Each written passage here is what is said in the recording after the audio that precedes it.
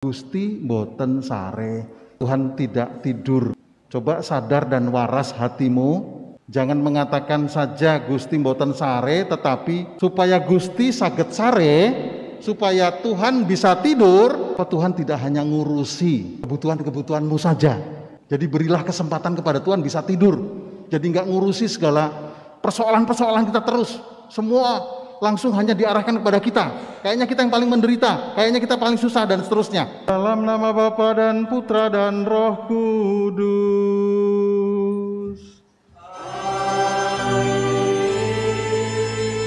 Kasih karunia rahmat dan damai sejahtera dari Allah Bapa dan dari Putranya Yesus Kristus bersamamu.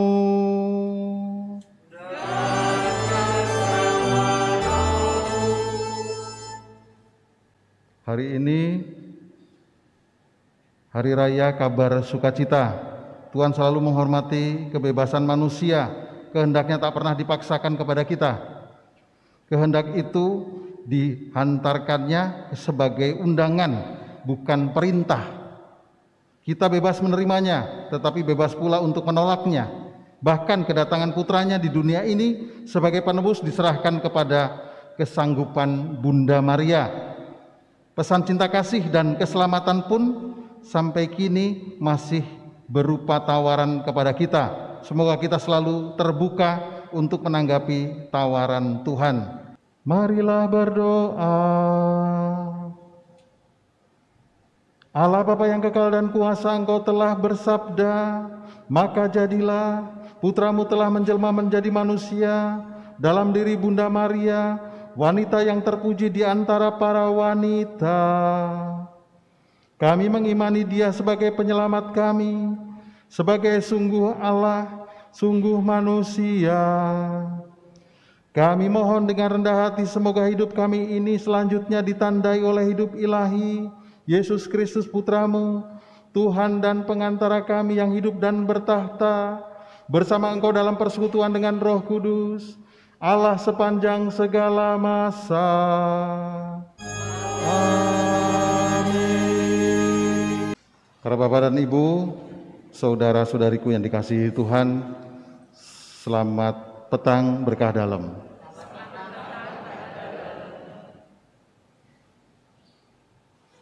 Dalam bacaan pertama diungkapkan sebenarnya manusia, kelompok manusia, bangsa yang sebagai ciptaan, bukan pencipta, tetapi sering menyusahkan ciptaan yang lain. Apalagi juga dikatakan di sini sering menyusahkan Allah lewat sesamanya. Jadi kadang-kala manusia itu sekali lagi tidak tahu bersyukur, tidak tahu berterima kasih, dan sering banyaknya menjauhkan diri dari Allah. Mengapa?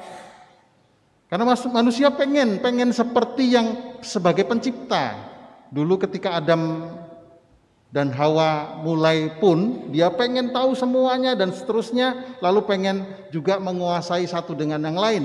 Sebagai pencipta pengen berkuasa atau seperti Allah itu. Makanya yang dikejar, saya selalu mengingatkan juga dengan martabat, harga diri, atau yang disebut juga dengan prestise, gengsi. Nomor satu adalah ketika orang mengatakan saya ini keturunan, saya ini ada hubungan darah, saya ini adalah dan seterusnya. Biasanya saya keturunan raja, saya keturunan nabi, saya keturunan dan seterusnya banyak sekali. Abraham atau apa saja. Atau juga merasa bangsa itu adalah bangsa yang paling besar dari bangsa yang lain. Ambil contoh dulu Jerman, menghabisi semua orang-orang Yahudi yang ngerasa mungkin pinter atau bagaimana dan seterusnya. Pokoknya tidak ada yang melebihi dia, maka dibantai habis. Karena harga diri bangsa itu, makanya dengan semangatnya Über alles. Sama juga dengan orang Yahudi. Mengatakan nih, bangsa terpilih, bangsa paling hebat. maka bangsa yang lain bisa ditindas atau juga di bawah dan tidak dihargai sama sekali. Sampai saat ini mungkin masih terasa untuk itu. Lalu juga ada yang mengatakan, ini loh agamaku yang paling benar, agamaku agamanya Allah, agamaku adalah Allah yang pilihkan. Jadi agama-agama lain atau keyakinan lain kelas berapa atau tidak disahkan atau tidak baik. Ini karena ngerasa keturunan itu. Lalu kita juga tahu yang sering jahat dan berkhianat sebenarnya malah dari dalam, dari keluarga, dari keturunan, dari kerabat. Coba orang yang suka jahat dan berkhianat, atau seperti tadi juga disampaikan sebenarnya aborsi. Itu siapa pembunuhnya kalau nggak orang tuanya sendiri, orang dekatnya sendiri. Saya pernah cerita luar biasa, Tuhan membuat ini dari keluarga saya juga, tapi sekali lagi orang yang kenal Kristus tapi bukan Katolik memang. Tapi dia berbuat seperti itu, punya anak 3, dia sebetulnya sudah cukup dengan anak 2 karena perempuan semua. Anak yang terakhir pun perempuan. Maka anak yang terakhir ini tidak diberi kesempatan untuk hidup. Belum sudah dikasih obat, disuntik dan sebagainya supaya mati. Tapi ternyata lahir, walaupun agak cacat sedikit. Tapi lahir terus sampai perempuan ini ternyata ya karena agak cacat dan sebagainya tidak menikah, tetapi dia betul-betul berjuang untuk bapak ibunya itu yang tadinya tidak menginginkan kelahiran. Akhirnya dia sampai sekarang tidak menikah, umurnya sudah sampai 45, 6, hanya untuk menghidupi bapak ibunya sekarang yang mungkin sudah sakit-sakitan dan tidak apa-apa, dan dia yang nungguin terus, dia yang berjualan dan seterusnya. Ini sebetulnya luar biasa jawaban Allah yang baik, yang kadang-kadang kita tidak tahu berterima kasih. Itu salah satunya. Ada banyak juga sekarang orang muda, ya jangan dikira yang tadi berapa juta ada aborsi dan kematian, pembunuhan itu terbanyakan dari orang-orang muda, pasangan-pasangan muda. Tapi sama bukan yang saat ini saja, yang dulu pun yang masih muda sama. Jadi karena malu, apalagi malu sebetulnya dibuat sendiri, malu sebenarnya dilakukan sendiri, mau enaknya semua tapi tidak mau menanggung, akhirnya terjadilah pembunuhan. Atau kita juga banyak melihat sekarang ada yang terlantar di tempat panti asuhan, itu yang yatim piatu dan sebagainya. Bukan ternyata sebetulnya adalah orang-orang itu tidak mampu atau orang-orang bagaimana, tapi karena memang sekali lagi keegoisan orang tua sehingga pada dititipkan di sana, dan begitu kalau nggak terlantar ya dibunuh kebanyakan adalah dari orang dekat. Kejahatan-kejahatan tidak dari jauh-jauh, orang dekat. Dan yang tadi disebut dengan keturunan, hubungan darah. Nah ini yang malah nomor satukan. Nomor satu adalah ketika mencari martabat, harga diri, prestise, gengsi, itu keturunan. Lalu yang kedua, biasanya menjaga nama baik. Nama baik apa? Alma mater, korps, kolega. Saya tidak tahu, mungkin juga di tarekat, kongregasi, ordo, keuskupan atau apa saja. Mungkin juga begitu karena saking dekat dan sebagainya, kadangkala jiwa korsanya keluar, walaupun salah dibela, walaupun apa saja ditutup-tutupi, dan ada pembiaran-pembiaran, apa saja dibela dan seterusnya. Ini hanya karena nama, jaga nama baik keluarga, jaga nama baik korps, jaga nama baik apa saja, tapi semuanya kadangkala malah justru menggantikan dan menjual mahal dengan menyakiti yang lain, padahal kita membela kejahatan. Jadi kalau betul-betul tidak bersama Allah, ini nama baik diperjuangkan hanya untuk korps kelompok, tidak pernah bisa membuka mata kepada yang lain. Di tempat lain ada yang baik, di agama lain ada yang positif dan baik, di suatu keyakinan lain tuh ada yang positif. Ini hanya korps kita kelihatannya, walaupun buruk pun dijaga-jaga. Dan sering terjadi dijual mahal dengan kematian, lalu dengan berbohong, dan juga sebetulnya membuat malu diri sendiri. Jadi nama baik itu sering kali terjadi. Dan saya juga pernah sampaikan waktu itu, kalau saya masuk projo, saya projo. Itu berjuangnya mati-matian karena namanya sudah jelek dianggap. Boleh berbisnis ya, projo itu boleh kaya ya, dan sebagainya. Yang buruk-buruk. Justru kita sebetulnya masuk ini menjaga nama baik dengan kita berbuat, saya kira luar biasa. Tapi banyak orang tempatnya sudah namanya baik, belum buat apa-apa, sudah diangkat baik, sudah populer, sudah hebat. Kamu masuk kelompok ini ya, luar biasa, padahal belum buat apa-apa. Justru yang berjuang itu adalah orang yang betul-betul menjaga nama baik ketika nama itu buruk. Siapa yang mau mempertahankan itu? Ini kesulitan. Maka saudara yang terkasih, kita tidak melihat sebetulnya dari generalisasi semua.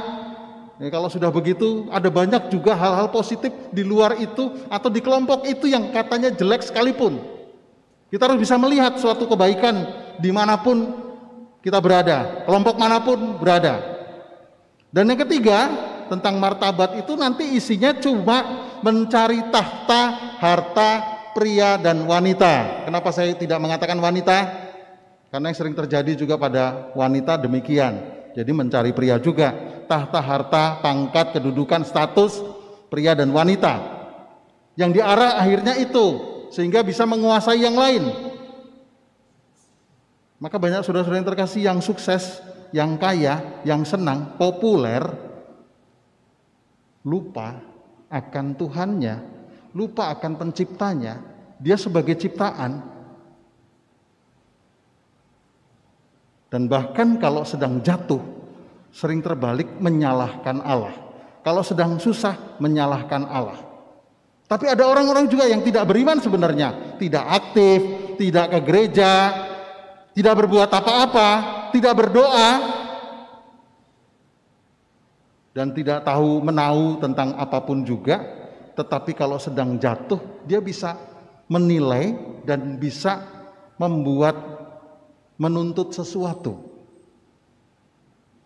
Ya kalau dia beragamanya sama, tapi terus nggak pernah apa-apa, tapi kalau sedang dia jatuh, dia bisa menuntut kelompok itu dan juga bisa menuntut Tuhan.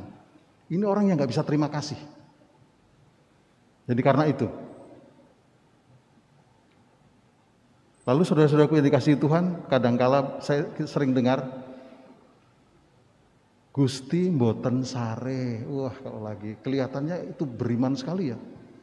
Selalu orang sekeliling sedang susah, padahal nggak pernah buat apa-apa juga. Gusti mboten sare. Allah itu tidak tidur. Jadi selalu berpikir dan menilai tempat lain yang buruk nanti akan dibalas oleh Allah. Padahal kadang-kadang itu kesalahan kita.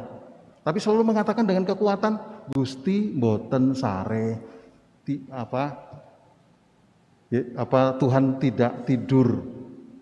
Coba sadar dan waras hatimu. Jangan mengatakan saja Gusti mboten sare, tetapi supaya Gusti saged sare, supaya Tuhan bisa tidur, Tuhan tidak hanya ngurusi kebutuhan-kebutuhanmu saja. Jadi berilah kesempatan kepada Tuhan bisa tidur. Jadi nggak ngurusi segala persoalan-persoalan kita terus. Semua langsung hanya diarahkan kepada kita. Kayaknya kita yang paling menderita, kayaknya kita paling susah dan seterusnya. Lalu di bacaan kedua di sini disebutkan diajarkan persembahan yang benar.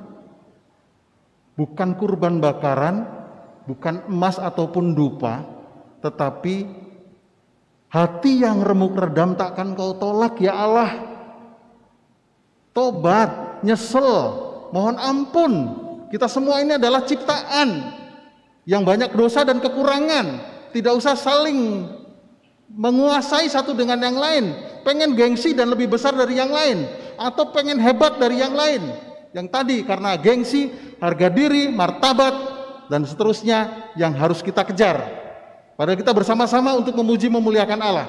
Dalam Injil di sini Allah justru mengajarkan persembahan yang sempurna yang baik. Allah mempersembahkan yang super luar biasa, teladan yang sempurna. Putranya turun ke dunia. Dia sendiri turun ke dunia untuk menyelamatkan umat manusia. Ini adalah suatu tanda, itu loh, persembahan yang terbaik kepada pencipta tuh kayak gitu. Bahkan penciptanya sendiri yang memberi teladan sempurna dan mengajari kita. Persembahan teladan yang lengkap. Lengkap yang pertama, dari keluarga Nazaret. Luar biasa ketika Kristus mau lahir. Maria bisa berbuat sebenarnya kalau dia tidak didampingi Allah dan juga dia tidak Maria bisa berbuat, dia hamil malu, belum bersuami. Tapi ini contoh yang bagus sekali ketika dia mendapatkan penampakan malaikat Gabriel, dan luar biasa juga Yusuf sebagai bapak atau suami. Belum merasakan apa-apa, tapi dia menyembunyikan semua diam-diam. Kalau mau menceraikannya pun diam-diam. Tapi akhirnya juga tidak, langsung mendampingi anaknya itu. Dan putranya luar biasa, yang kudus itu ya Allah sendiri. Jadi ayah ibu dengan anak sempurna. Keluarga Nazaret yang sempurna. Sekarang menjadi pertanyaan bagi kita, keluarga kita apakah begitu? Mungkin salah satu, masih lumayan salah satu. Atau mungkin salah dua, nilainya masih 8. Atau salah 3 dan seterusnya, atau tidak sama sekali. Yang untuk menuju kepada surga, atau anak enggak dan sebagainya, atau sebaliknya. Di Islam jelas, imamnya itu adalah suaminya yang membawa, menggiring semuanya kepada. Kalau suaminya enggak benar, bapaknya enggak benar, semuanya akan dimasukkan ke dalam neraka. Jadi satu tanggung jawab. Nah sekarang keluarga Katolik gimana? Ini masih ngelihat. Kadang-kadang tidak semuanya, anak tidak kenal, kadang-kadang hanya bapak ibunya, atau juga kadang-kadang ibunya saja, bapaknya tidak dan anaknya tidak, atau sebaliknya dan seterusnya. Di sini dicontohkan betul-betul keluarga Nazaret sempurna, teladannya hebat sekali, segala-galanya lengkap. Lalu yang lengkap yang lain lagi dari Maria, yaitu percaya lalu dia berdoa. Lalu beriman, dan juga kalau beriman dibuktikan dengan suatu pelayanan, taat dan setia kepada Tuhan, kepada juga orang lain. Lalu juga berharap, jadi dia bergantung kepada Allah. Lalu pasrah, bekerja sama dan bersatu dengan Roh Kudus. Karena dia merasa penentu segala-galanya adalah pencipta, penentu segala-galanya adalah Tuhan. Bukan diri kita, bukan kehebatan kita, bukan gengsi kita, bukan martabat kita atau kekayaan dan kepintaran kita. Kita ini hanya ciptaan. Maka disinilah saudara-saudara yang terkasih,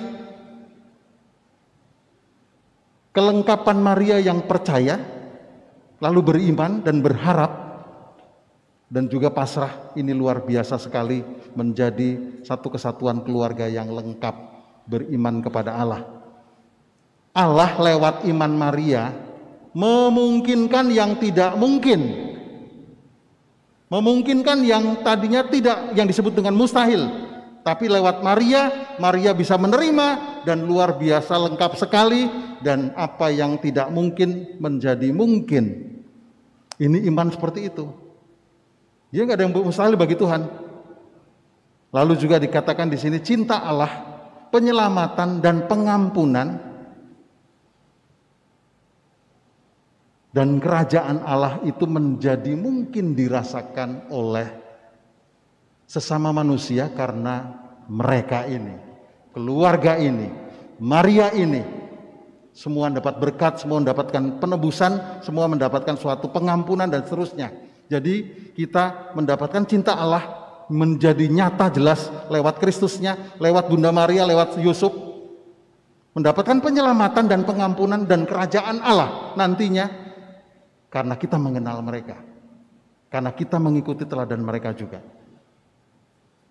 Maka di sini disebutkan juga dengan kata yang sangat bagus sekali, Fiat mihi secundum verbum tuum. Ini adalah salah satu logo dari uskup siapa saya nggak tahu. Ini bagus sekali. Terjadilah padaku menurut perkataanmu. Aku cuma ciptaan, nggak bisa buat apa-apa. Jangan sombong. Tetapi yang membuat itu semua adalah Tuhan. Ini kabar sukacita sampai kepada manusia, sampai kepada sesama, sampai kepada dunia. Kristus itu yang menjadi suatu kabar sukacita lewat Maria yang luar biasa untuk menjaga dan bahkan menerima kabar itu semua dan akhirnya bisa sampai kepada kita semua. Maka puji Tuhan, saudara-saudara terkasih, sampai saat ini kita merasakan kabar gembira itu memang ada pada Kristus dan kita akan sampai pada kebahagiaan sungguh karena kita mengenal dan juga dibawa oleh iman Maria tersebut. Kita mendapat contoh yang bagus. Marilah kita bersama-sama seperti Maria, fiat mihi secundum verbum tuum. Terjadilah padaku menurut perkataanmu, hanya Tuhanlah penentu segala-galanya. Maka kita pun bertobat, apapun juga penentu segala-galanya. Bawalah Tuhan dalam seluruh kehidupan kita dan kita menuju kepadanya. Amin. Marilah berdoa.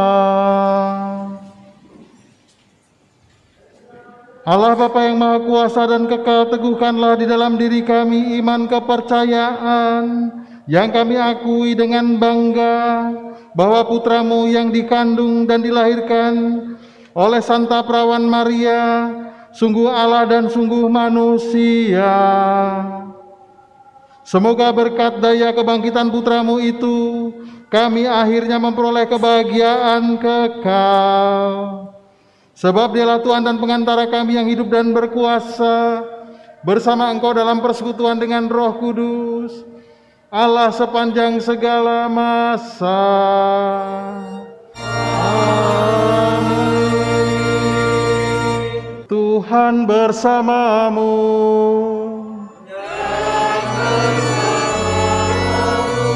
Semoga saudara-saudari sekalian selalu dilindungi dan dibimbing oleh berkat Allah yang Maha Kuasa, Bapa dan Putera dan Roh Kudus. Amin. Saudari-saudara sekalian, perayaan Ekaristi sudah selesai.